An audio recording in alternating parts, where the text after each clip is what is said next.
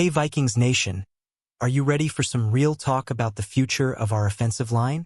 Because what I'm about to break down might change the way you see this team heading into the next season. There's one name that's flying under the radar right now, but trust me, it won't stay that way for long. We're talking about pressure, expectations, and a contract that demands results. This isn't just another offseason story. This is about a player who could define whether the Minnesota Vikings take the next step or fall into the same frustrating cycle we've seen before. So stay with me, because today we're diving deep into one of the most important storylines in Vikings football right now, and by the end of this, I want to hear from you. Is he the answer, or another gamble that won't pay off? The Minnesota Vikings made serious noise in free agency not too long ago, spending big and aiming to build a contender. But let's be honest, Vikings fans, it didn't exactly go according to plan. Big names came in, expectations skyrocketed, and yet the results just didn't match the investment. That aggressive approach eventually led to major consequences, including a shakeup in leadership that left fans questioning the direction of the franchise. And now, when we look back at that spending spree, most of those headline signings are already gone. Which leaves us asking one critical question. What actually worked?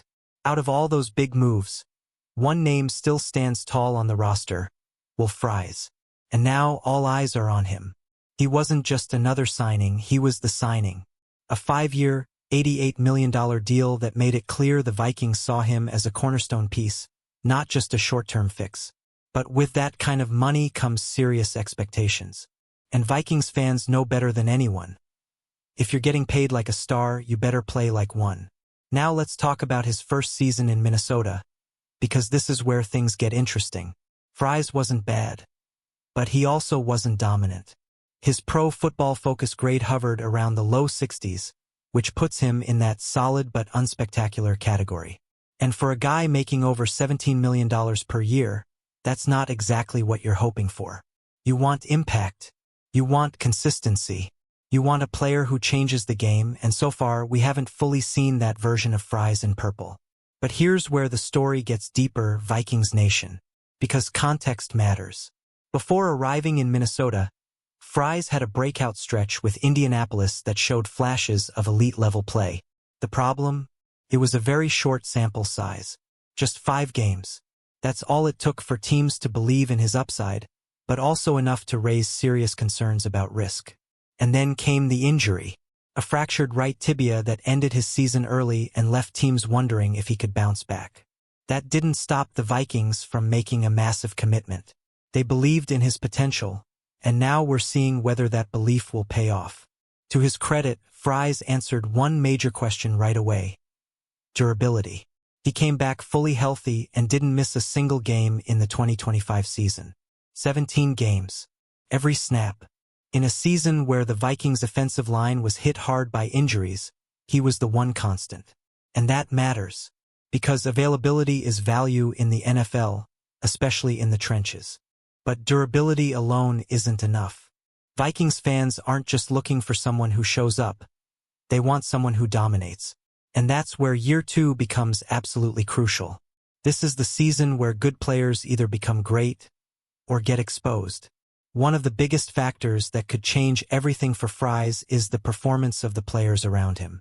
Last season, the offensive line struggled with consistency due to injuries and constant changes. That kind of instability makes it tough for any lineman to truly shine. But if the Vikings can keep a more stable unit this time around, we could finally see Fries play at the level the team envisioned. There's also another major piece of this puzzle: the running game. And let's be real, it hasn't been good enough. We've heard promises about improving the rushing attack for multiple seasons now, but the results just haven't followed. And when your offense becomes one-dimensional, it puts even more pressure on the offensive line to hold up in pass protection. That's why improving the run game isn't just about the running backs. It's about unlocking the entire offense. There's actually a perfect example of how much scheme can impact performance. Ed Ingram. After struggling for years in Minnesota, he moved to Houston and suddenly started to look like a completely different player. Why? Better scheme, better fit, better execution in the run game. That should raise some serious questions for Vikings fans. Was it the player or the system? And speaking of system, let's talk about the head coach. Kevin O'Connell has faced criticism for his offensive philosophy. Specifically, his tendency to lean heavily on the passing game while treating the run as a secondary option. In today's NFL, balance is everything. And if the Vikings want to maximize their offensive line, they need to commit to that balance. Now here's something important to clarify. There are reports suggesting a new quarterback like Kyler Murray could be part of the equation, but as of now, that situation is not confirmed and should be treated as speculation. So for now, Vikings fans should focus on what we know. The offense needs more balance, regardless of who is under center. And if that balance comes, it could completely change how players like Fries perform on the field. Another huge factor heading into this season is coaching. Because yes, changes are coming. The Vikings have moved on from their previous offensive line coach, signaling that the team wasn't satisfied with the development of the unit. And when you see multiple linemen improve after leaving Minnesota, it's hard not to question what was happening behind the scenes. Now there's a fresh voice in the room, a new approach, a new opportunity.